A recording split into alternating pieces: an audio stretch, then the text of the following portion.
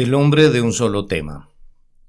Este sermón fue predicado el domingo 31 de octubre de 1875 por Charles Haddon Spurgeon en el Tabernáculo Metropolitano, Newington. Porque me propuse no saber nada entre vosotros, sino a Jesucristo y a Él crucificado. Primera de Corintios capítulo 2 y versículo 2. Pablo era un hombre de mucha determinación y todo lo que emprendía lo llevaba a cabo con todo su corazón. Si le oías decir yo me he propuesto, podías estar seguro de un vigoroso curso de acción, pero una cosa hago era siempre su lema. La unidad de su alma y una poderosa determinación eran los principales rasgos de su carácter. Había sido antes un gran opositor de Cristo y de su cruz, y había mostrado su oposición mediante feroces persecuciones. No era de sorprender, por lo tanto, que cuando se convirtió en un discípulo de este mismo Jesús al que había perseguido, lo hiciera de manera ardiente y pusiera todas sus facultades al servicio de la predicación de Cristo crucificado. Su conversión fue tan notable, tan completa y total que es natural verlo tan lleno de energía por la verdad como antes había sido su violento enemigo. Un hombre tan íntegro como era el apóstol Pablo, tan completamente capaz de concentrar todas sus fuerzas, tan enteramente entregado a la fe de Jesús, tenía que incorporarse a su causa con todo su corazón y su alma y su fuerza y dispuesto a no saber de nada más sino de su Señor crucificado.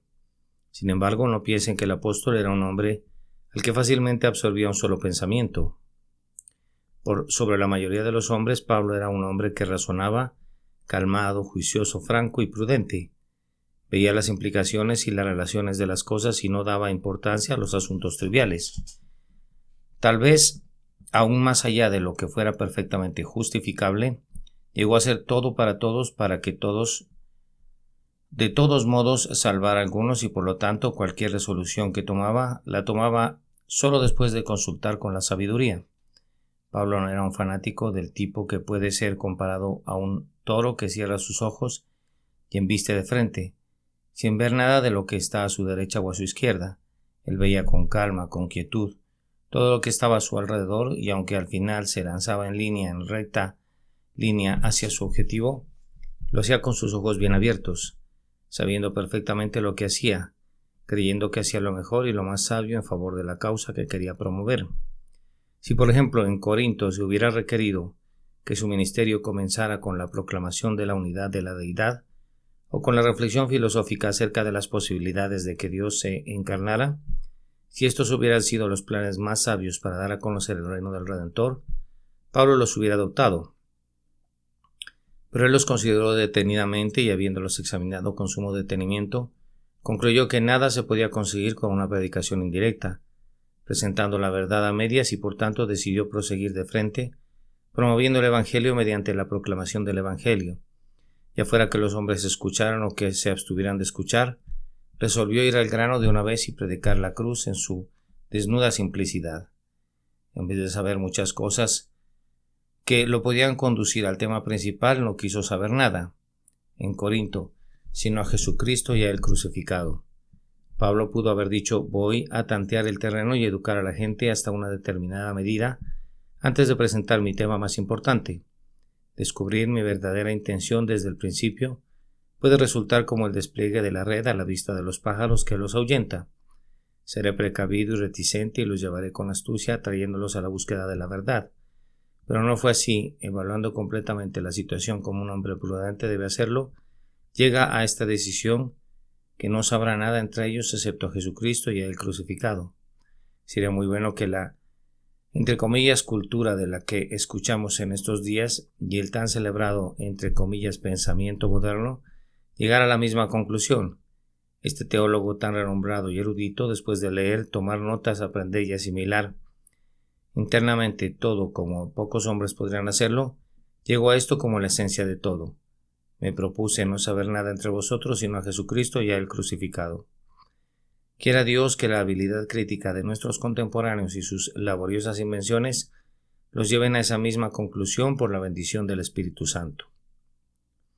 Nuestra primera consideración esta mañana será ¿cuál era ese tema que Pablo consideró con exclusión de todo lo demás cuando predicaba a la iglesia de Corinto? Este tema era uno, aunque muy bien pudiera ser dividido en dos. Era la persona y la obra de nuestro Señor Jesucristo, poniendo especial énfasis en aquella parte de su trabajo que siempre se enfrenta a las mayores objeciones, es decir, su sacrificio sustitutivo, su muerte redentora. Pablo predicaba a Cristo en todos sus oficios, pero daba particular importancia a Cristo crucificado. El apóstol primeramente predicaba sobre la persona de su grandioso Maestro Jesucristo. Cuando Pablo hablaba de Jesús de Nazaret no había ninguna margen de duda. Lo presentaba como un hombre real y no un fantasma que fue crucificado, muerto y sepultado y que resucitó de los muertos con una existencia corporal real. Tampoco había ninguna duda acerca de su divinidad. Pablo predicaba a Jesús como el Hijo del Altísimo, como la sabiduría y el poder de Dios, en el que habita corporalmente toda la plenitud de la deidad. Al escuchar a Pablo no existía ninguna duda que creía tanto en la divinidad como en la humanidad de nuestro Señor Jesucristo, y le rendía culto y lo adoraba como al Dios verdadero del Dios verdadero. Predicaba su persona con toda claridad de lenguaje y con amor cálido. El Cristo de Dios era todo en todo para Pablo. El apóstol hablaba igualmente con toda claridad del trabajo del Redentor, poniendo especial énfasis sobre su muerte. Horrible, decía el judío, ¿cómo puedes presumir acerca de un hombre que murió como un criminal y era maldito ya que fue colgado de un madero? Ah, decía el griego, no queremos saber más de un Dios que murió. Ya deja de hablar acerca de la resurrección. Nunca vamos a creer en semejante locura. Sin embargo, Pablo no hizo de lado estas cosas diciendo, señores, comenzaré por contarles la vida de Cristo y la excelencia de su ejemplo. Y mediante esto espero convencerlos que había algo de divino en él, para posteriormente concluir que hizo una expiación por el pecado. Todo lo contrario, empezaba con su bendita persona y claramente lo describía según había sido enseñado por el Espíritu Santo, y en cuanto a la crucifixión la ponía en primer plano, dándole lugar de prominencia.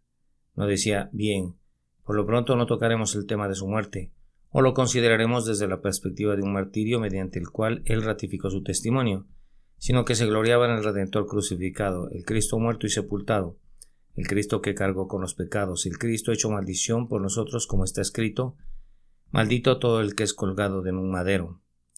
Este fue el tema en que se concentró en Corinto y no tocó ningún otro, mas aún no solamente decidió limitar su predicación a este punto, sino que resolvió no saber de ningún otro tema.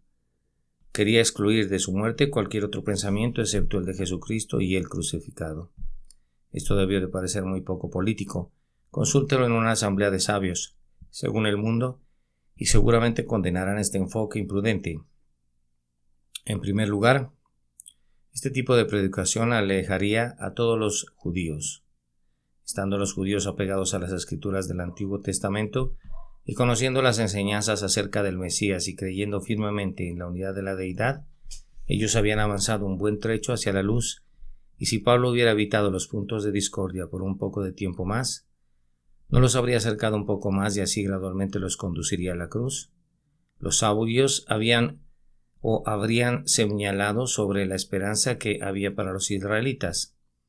Si se les trataba con discreción y su consejo habría sido, no te pedimos que renuncies a tus sentimientos, Pablo, simplemente disfrázalos un poco de tiempo más.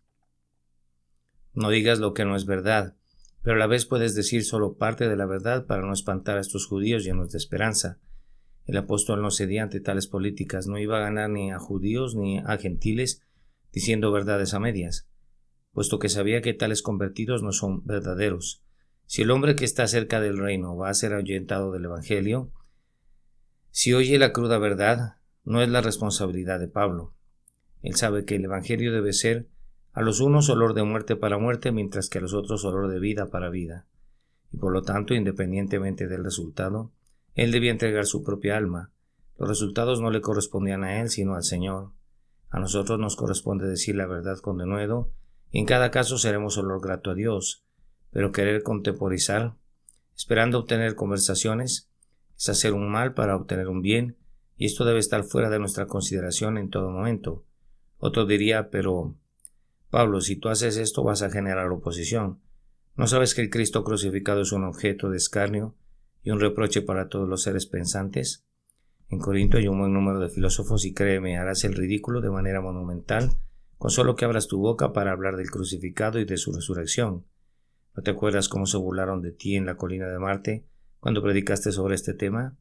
No los provoques a desprecio. Debate con su gnosticismo y muéstrales que tú también eres un filósofo. Sé todo para todos. Sé un intelectual entre los intelectuales y muestra tu retórica entre los oradores. Mediante estas técnicas harás muchas amistades y así gradualmente tu conducta conciliatoria los conducirá a aceptar el Evangelio. El apóstol sacude su cabeza, su pie golpea el suelo y con voz firme declara: ya lo he decidido, dice. He llegado a una conclusión. Están desperdiciando sus comentarios y su consejo en lo que a mí concierne. He decidido no saber nada en medio de los corintios, sin importar cuán cultos sean los que son gentiles allí, o cuánto amen la retórica. Solo quiero saber de Jesucristo y el crucificado. Esa es la posición de Pablo. Es muy importante observar adicionalmente que el apóstol estaba convencido de que su tema iba a atraer de tal manera a sus oyentes que no necesitaba recurrir a la excelencia de palabras para presentarlo ni adornarlo con sabiduría humana. Tal vez han escuchado ustedes del famoso pintor que pintó al rey Jaime. Lo representó sentado bajo una enramada con todas las flores de la estación a su alrededor y nadie prestó la menor atención al semblante del rey, puesto que todas las miradas eran cautivadas por la belleza de las flores. Pablo resolvió no tener flores a su alrededor, que el cuadro que él iba a dibujar debía ser Cristo crucificado y el hecho sin adornos y la doctrina de la cruz, con la exclusión de cualquier flor que proviniera de poetas o de filósofos. Algunos de nosotros debemos ser discretos acerca de nuestra resolución de evitar un lenguaje florido, ya que podemos ser muy poco dotados al respecto, pero el apóstol era un hombre de poderes naturales, sutiles y de amplios logros, un hombre al que no podrían despreciar los críticos de Corinto. Sin embargo, Pablo se despojó de todo ornamento para dejar paso a la belleza sin adornos de la cruz. Pero de la misma manera que él no agregaría flores, tampoco iba a ennegrecer la cruz con humo, pues hay una forma de predicar el Evangelio que lo asfixia en el misterio y la duda de tal forma que los hombres no pueden entenderlo. Un numeroso grupo de personas está siempre calentando y removiendo un gigantesco caldero filosófico, humeante con un denso vapor que oculta la cruz de Cristo de la manera más horrible. Hay de aquella sabiduría que oculta la sabiduría de Dios. Es la forma más culpable de locura. Algunas personas predican a Cristo de la manera que es representado a veces en alguna pintura un buque de guerra. El pintor ha plasmado únicamente el humo de tal forma que te preguntas: ¿y dónde está el barco? Pues bien, si revisas con detenimiento puedes eventualmente discernir un fragmento de la parte superior de uno de los más sutiles y tal vez una porción de su estructura. El barco estaba allí, indudablemente, pero el humo lo ocultaba. De la misma manera, Cristo puede estar en la predicación de algunos hombres, pero esta predicación se encuentra rodeada de tanta nube de pensamiento, de tan densa cortina de profundidad, de tan horrible ropaje de filosofía que te impiden ver al Señor. Pablo pintaba bajo un limpio cielo. No quería utilizar ninguna oscuridad ilustrada. Decidió abandonar cualquier técnica de la oratoria cuando hablaba. No pensar con la profundidad que presumen los filósofos, sino solo saber de Jesucristo y el crucificado, y presentarlo en su propia belleza natural sin adornos. Prescindió de todo elemento accesorio que tendiera a distraer el ojo de la mente del punto más importante, Cristo crucificado. Un experimento imprudente, diría alguien. Ah, hermanos, es el experimento de la fe y la fe es justificada por sus hijos. Si confiamos en el simple poder de persuasión, confiamos en lo que es nacido de la carne.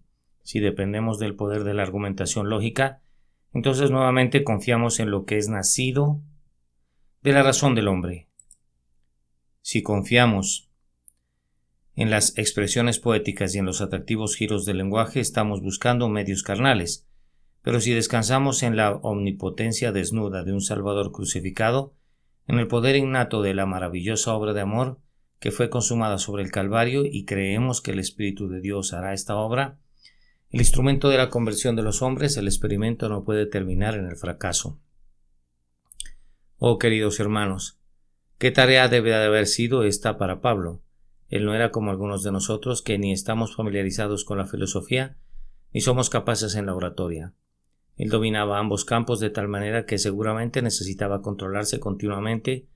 A veces me parece verlo acosado en su mente por un pensamiento profundamente intelectual, a la vez que se le viene una bella forma de expresarlo y lo veo controlarse poniéndose riendas él mismo y diciendo a su mente: dejaré estos profundos pensamientos a los romanos, compartiré esto con ellos en el capítulo 8 de la carta que les escribiré, pero en cuanto a estos corintios no tendrán nada sino a Cristo, Cristo crucificado, puesto que son muy carnales, crudamente esclavos del talento, y se irán con la idea de que la excelente manera en que presenté la verdad constituye su fuerza.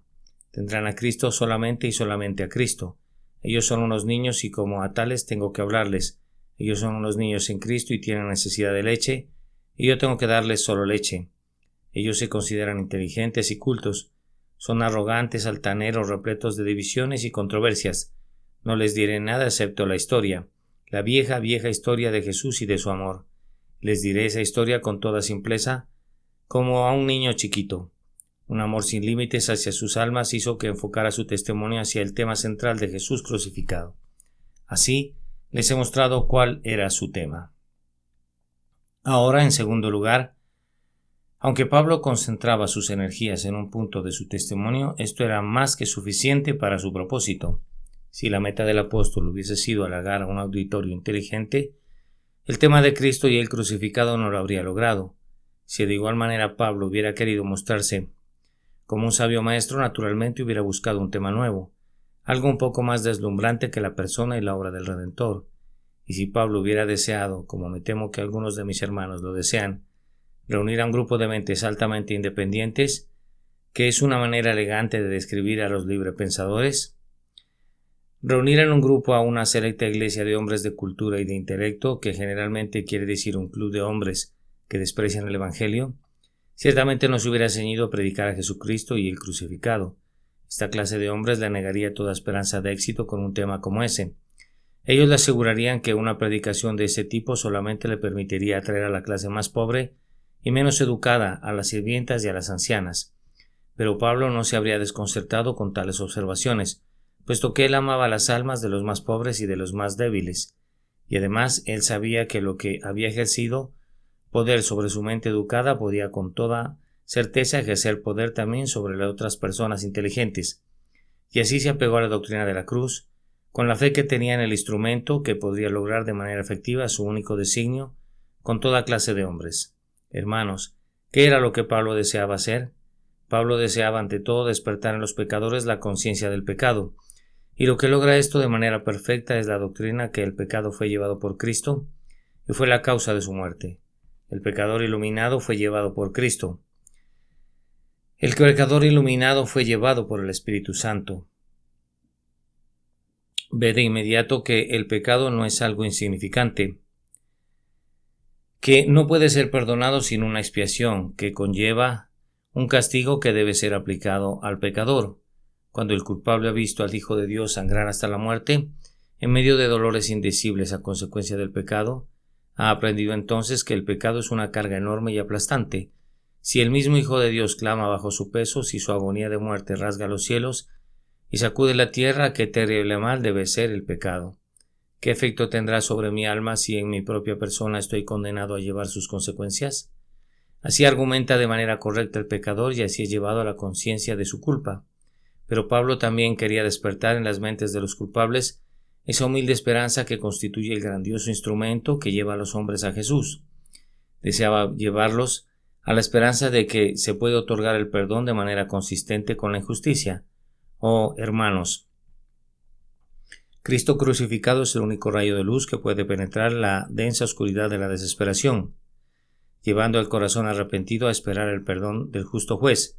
¿Acaso puede dudar el pecador que ha visto a Jesús crucificado? Cuando entiende que hay un perdón para cada transgresión, albergado en las heridas sangrantes de Jesús, nos enciende de inmediato en su pecho la mejor clase de esperanza y es conducido a exclamar: «Me levantaré, iré a mi Padre y le diré: Padre, ¿he pecado?». Pablo anhelaba aún más llevar a los hombres a una fe real en Jesucristo, pero la fe en Jesucristo solo puede darse por medio de la predicación de Jesucristo. La fe viene por el oír, pero ese oír tiene que ser en relación al tema sobre el que descansa la fe. ¿Quieres tener creyentes en Cristo? Predica a Cristo. Las cosas de Cristo aplicadas por el Espíritu conducen a los hombres a poner su confianza en Cristo. Y eso no era todo. Pablo quería que los hombres abandonaran sus pecados y que los podía llevar a odiar el mal de tal manera sino ver los sufrimientos de Jesús a causa de los pecados. Nosotros conocemos el poder del sangrante Salvador que nos hace querer vengarnos del pecado.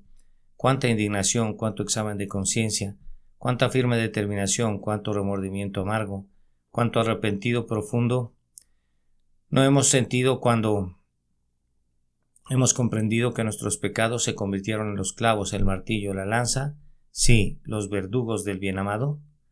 Y Pablo anhelaba formar en Corinto una iglesia de hombres consagrados, llenos de amor, conocedores de la autonegación, una nación santa, celosos en la realización de buenas obras. Y permítanme preguntarles, ¿qué más se le puede predicar a alguien para promover su santificación y su consagración fuera de Jesucristo, quien nos ha redimido y así nos ha hecho siervos suyos para siempre?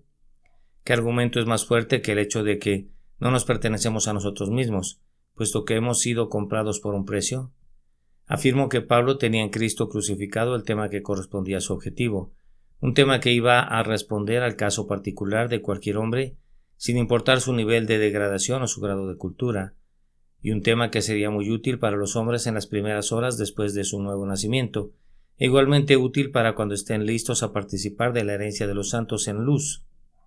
Pablo tenía el tema para hoy y mañana y un tema para el siguiente año, pues Jesucristo es el mismo ayer, hoy y para siempre.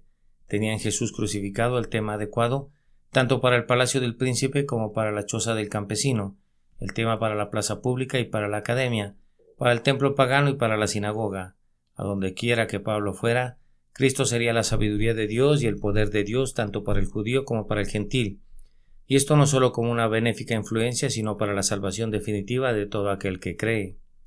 Pero debo proseguir al tercer comentario, que el apóstol no podía causar daño a nadie al limitarse a exponer este tema. Ustedes saben, hermanos, que cuando alguien se encasilla en un solo tema, se vuelve muy fuerte en eso, pero se torna muy débil en otras áreas. De esta forma el hombre de un solo pensamiento es descrito generalmente, según el dicho, cada loco con su tema. Pues bien, este era el tema favorito de Pablo, pero era el tipo de tema en el que un hombre se puede concentrar sin lesionarse a sí mismo o a su vecino. Seguirá siendo un hombre íntegro y completo aunque se someta de manera total y única a este tema.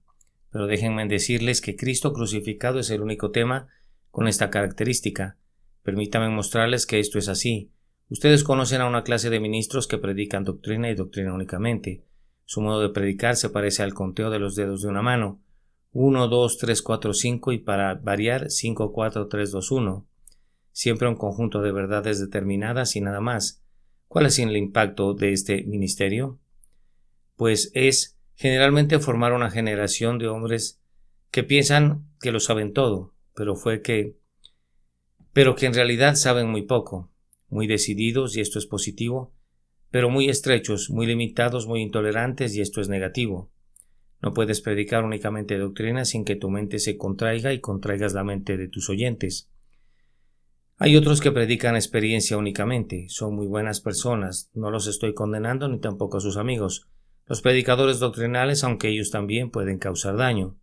Algunos de ellos tocan únicamente las notas sombrías de la experiencia, diciéndonos que nadie puede ser un hijo de Dios a menos que esté consciente del horrible carácter de su pecado innato y gima cada día bajo el peso que le oprime. Hace algunos años escuchábamos bastante acerca de estas notas sombrías, aunque ahora hay menos abundancia de ellas. Me equivoco al afirmar que esta enseñanza forma una raza de hombres que muestran su humildad juzgando a todos aquellos que no pueden gemir de una manera tan grave como ellos. Una nueva clase se ha levantado recientemente que predica acerca de la experiencia, pero su entonación se da en las notas altas de la escala. Ellos flotan muy arriba, pienso, al estilo de los globos. Solo reconocen el lado brillante de la experiencia sin querer enfrentar el lado oscuro y la muerte. Para ellos no existe la noche. Elevan sus cantos en días de perpetuo verano. Han conquistado el pecado y se han ignorado a sí mismos. Bueno, eso afirman ellos, aunque nosotros no nos hubiéramos dado cuenta. Si no nos lo hubiesen dicho, al contrario, nos hubiéramos imaginado que tenían una muy enriquecida idea acerca de ellos mismos y de sus logros. Espero equivocarme, pero nos ha parecido a algunos de nosotros en recientes fechas que el ego ha crecido de manera descomunal en algunos de nuestros hermanos. Ciertamente sus prácticas y su predicación consisten en gran medida en declaraciones verdaderamente maravillosas acerca de su propia condición admirable. Me encantaría saber acerca de su progreso en la gracia, si acaso este es real, pero yo quisiera verificar esto personalmente o comprobarlo por medio de terceros, puesto que hay un inspirado proverbio que dice: deja que otros te alaben, mas no tus propios labios, y en lo que a mí respecta, si alguien considera adecuado alabarme, preferiría que guardara su lengua, porque el engrandecimiento de los hombres no es un buen negocio. El Señor únicamente debe ser engrandecido. Me parece que es claro que graves fallas se originan en el hecho de predicar una vida interior, en lugar de predicar a Cristo, que es la vida misma. Otra clase de ministros han predicado casi solo sobre preceptos. Necesitamos a estos hombres como también necesitamos a los otros. Todos son útiles y funcionan como antídotos los unos de los otros, pero sus ministerios no son completos. Si escuchan predicaciones acerca de deberes y mandamientos, está muy bien, pero si ese es el único tema, la enseñanza se torna legalista a la larga, y en poco tiempo el verdadero evangelio, que tiene el poder de hacernos cumplir el precepto, es desplazado a un segundo plano, y el precepto no puede ser cumplido después de todo. Tienen que hacer esto, tienen que hacer aquello, tienen que hacer lo de más allá, y terminan por no hacer nada. Si un hermano pretendiese predicar sobre ordenanzas únicamente, como aquellos que siempre están ensalzando lo que se conoce como los santos sacramentos, bien, ustedes saben hacia dónde va esa enseñanza. Se encamina hacia el sureste y su línea favorita atraviesa la ciudad de Roma. Más aún, querido hermano, aun si predicas a Jesucristo únicamente, te debes concentrar en el punto en que se concentró Pablo. Esto es, el crucificado, ya que no le debes ver bajo ningún otro aspecto exclusivamente. Por ejemplo, la predicación de la segunda venida, que en su lugar y proporción es admirable, ha sido tomada fuera de su lugar por algunos y se ha convertido en el fin último y en el todo de su ministerio. Eso ustedes lo pueden ver. No es lo que Pablo había elegido y no es una selección segura. En muchos casos, el más flagrante fanatismo ha sido el resultado de concentrarse exclusivamente en la profecía, y probablemente más hombres han enloquecido a causa de ese tema que a causa de cualquier otra cuestión religiosa. Yo no sabría si alguien puede volverse fanático acerca de Cristo crucificado, pero nunca he escuchado nada al respecto. Si un hombre se puede volver loco de amor hacia el Redentor crucificado, no lo sé, nunca me he encontrado con un caso así, pero si yo me volviera loco me gustaría que fuera por esta causa, y me gustaría transmitir esa locura a muchos, puesto que es el tema ideal para perder la razón, ser irrazonablemente absorbido en Cristo crucificado, perder el sentido con fe en Jesús. La realidad es que no puede afectar la mente, es una doctrina que puede ser escuchada eternamente y siempre tendrá frescura, será nueva y adecuada para nuestra total humanidad. Digo que la adhesión a esta doctrina no puede ser causar ningún daño y la razón es esta: contiene todo lo que es vital en sí misma. Si te mantienes en el límite de Cristo y Él crucificado, habrás presentado a los hombres todo lo esencial para esta vida y para la venidera. Les habrás dado la raíz, de la cual puede brotar tanto la rama como la flor, y el fruto del pensamiento santo y la palabra y la obra. Deja que un hombre conozca a Cristo crucificado y conocerá a quién es la fuente de su vida eterna. Este es un tema que no despierta una parte del hombre, mientras la otra parte permanece dormida. No estimula su imaginación y deja sin ninguna enseñanza. A su juicio, ni alimenta el intelecto y mata de hambre al corazón. No hay ninguna facultad de nuestro ser que no sea afectada permanentemente por Cristo crucificado. La humanidad perfecta de Cristo crucificado afecta la mente, el corazón, la memoria, la imaginación, el pensamiento, todo. Así como en la leche se encuentran todos los ingredientes necesarios para la vida, así en Cristo crucificado se encuentra todo lo que necesitamos para el sustento de nuestra alma. Así como la mano del músico principal de David tocaba cada una de las 10 cuerdas de su arpa, así Jesús extrae una dulce música de toda nuestra humanidad. También debemos de agregar en relación a predicar a Cristo exclusivamente que esta predicación nunca va a despertar rencores, nunca va a saturar las mentes de los hombres con preguntas y contiendas, a diferencia de esos temas sutiles que prefieren tratar algunos hombres. Cuando algunos temas son decididos por mi opinión y por tu opinión, y por la opinión de un tercero y aún de un cuarto hombre, seguramente se va a generar una contienda, pero el que se mantiene al pie de la cruz de Cristo y se acoge a ella, está precisamente donde puede abrazar a toda la hermandad de verdaderos cristianos, puesto que todos estamos perfectamente unidos en una sola mente y en una sola opinión allí. No cabe gloriarse de la opinión del hombre en la cruz. Yo soy de Pablo, yo soy de Apolos, yo de Cristo. Vienen por no apegarse a Jesús crucificado, pero si nos apegamos a la cruz como pecadores, culpables que necesitan ser limpiados por medio de la sangre preciosa y que encuentran toda su salvación en ese lugar, entonces no tendremos el tiempo para erigirnos como líderes religiosos y para causar divisiones en la Iglesia de Cristo. ¿Ha existido alguna secta en la cristiandad generada por la predicación de Cristo crucificado? No, mis hermanos, las sectas son creadas por la predicación de algo muy por encima de esto, pero esto es el alma y la esencia del cristianismo, y por consiguiente el vínculo perfecto de amor que mantiene a los cristianos unidos. No diré nada más, pero pasaré a mi última reflexión, que es esta. Debido a que Pablo hizo de este su único tema cuando estaba en Corinto, y no hizo ningún daño a nadie con este único tema, cosa que no podemos afirmar de ningún otro tema, les recomiendo que todos nosotros hagamos de este tema el centro de nuestros pensamientos, de nuestra predicación y de nuestros esfuerzos. Hombres y mujeres inconversos, a ustedes me dirijo en primer lugar. No tengo nada más que predicar para ustedes que a Jesucristo y a Él crucificado. Pablo sabía que había grandes pecadores en Corinto, ya que era costumbre en el mundo de entonces llamar a un hombre licencioso, un corintio. Ellos eran un pueblo que llevaban la depravación y la lascivia a sus máximos excesos posibles.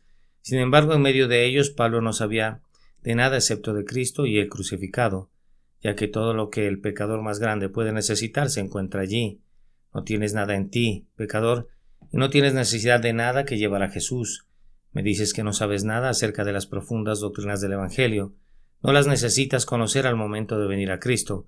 La única cosa que debes conocer es esta, que Jesucristo, el Hijo de Dios, vino al mundo para salvar a los pecadores, y cualquiera que crea en Él no perecerá, sino que vivirá eternamente. Me dará mucho gusto que recibas instrucción en la fe posteriormente y que conozcas las alturas y las profundidades de ese amor, que sobrepasa todo conocimiento. Pero en este momento lo único que necesitas conocer es Jesucristo crucificado. Si nunca pasas de allí, si tu mente es de una naturaleza tan débil que nunca puedas entender nada de mayor profundidad que esto, yo por lo menos no sentiré ninguna preocupación, ya que habrás encontrado lo que te librará del poder y del castigo del pecado, y lo que te llevará al cielo para estar donde ese mismo Jesús fue crucificado. Ese Jesús que fue crucificado se sienta en el trono a la diestra de Dios.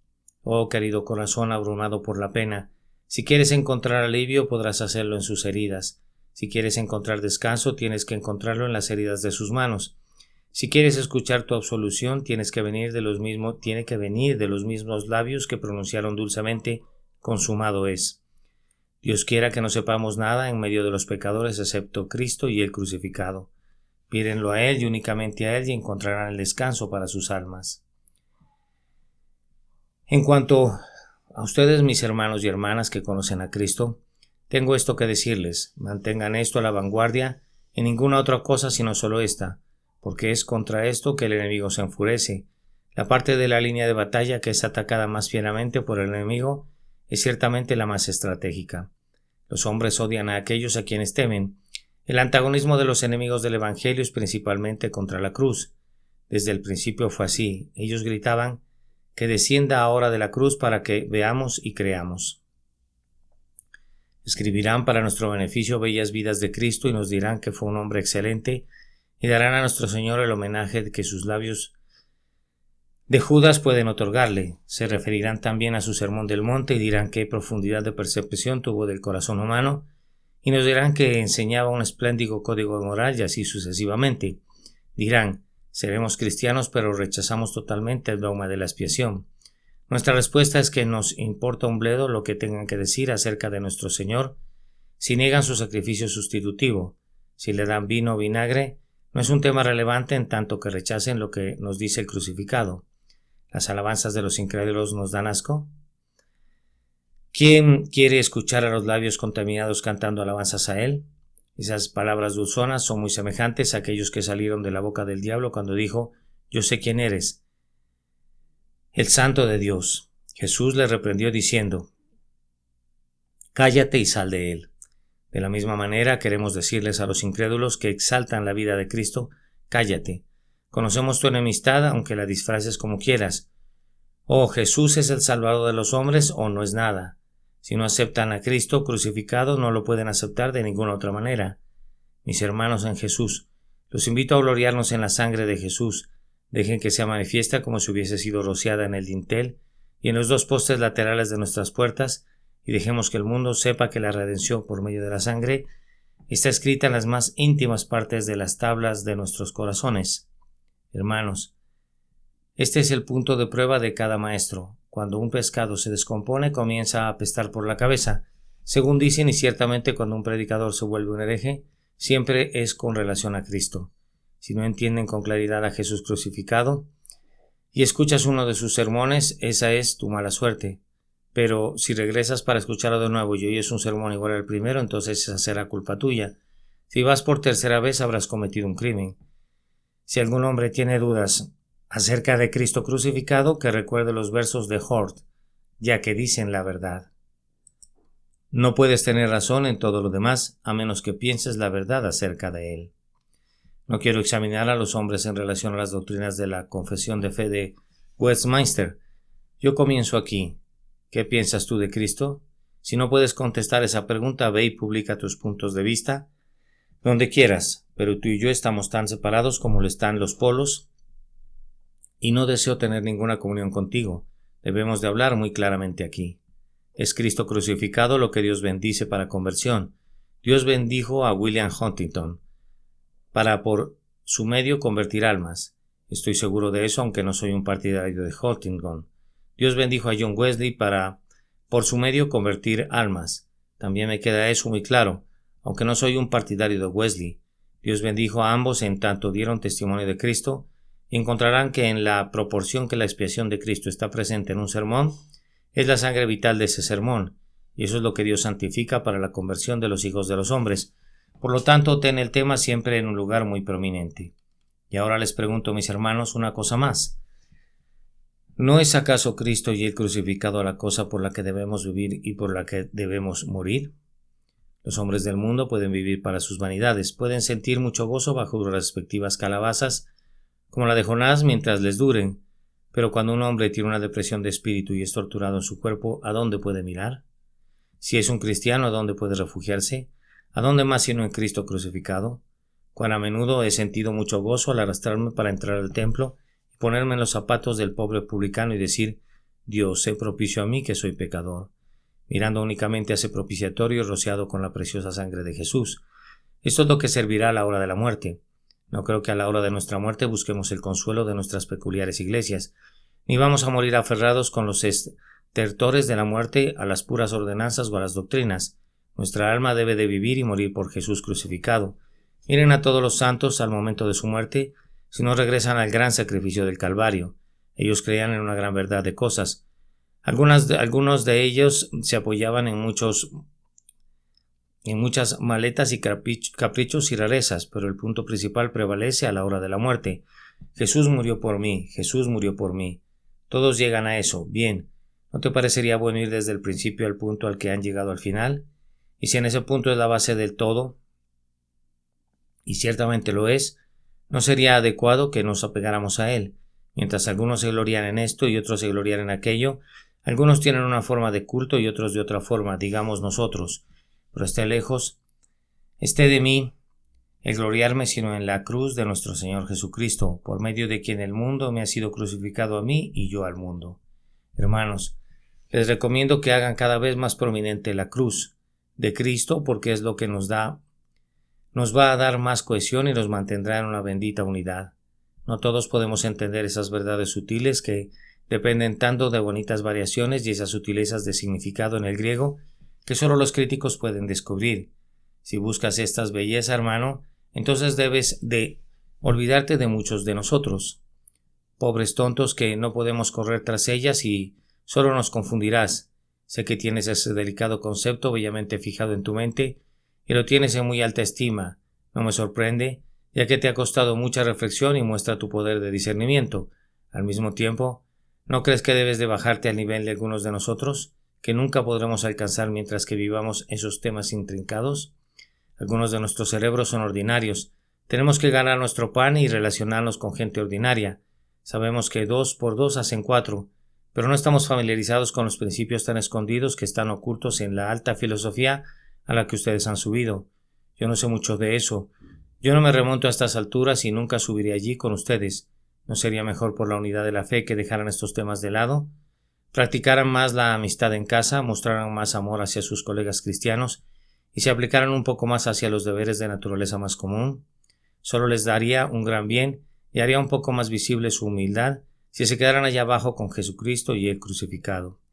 Personalmente puedo saber muchas cosas, especialmente yo podría hacerlo, ya que todo el mundo trata de enseñarme algo. Recibo carretadas de consejos.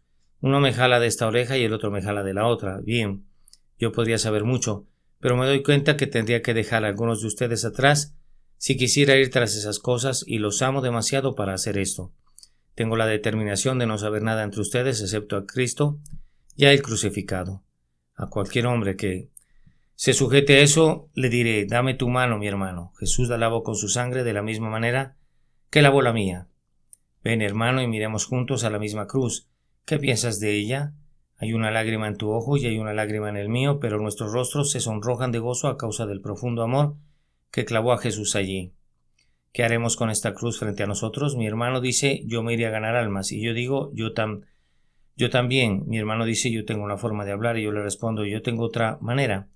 Pues nuestros dones son diferentes, pero nunca chocaremos, ya que serviremos a un solo Señor y a un solo Dios, y no seremos divididos ni en este mundo presente ni en el venidero. Dejen que Apolos diga lo que quiera, o Pablo o Pedro, aprenderemos de todos ellos y nos dará mucho gusto hacerlo, pero de todos modos de la cruz no nos moveremos, sino que estaremos muy firmes allí, ya que Jesús es el primero y el último, el Alfa y la Omega. Amén.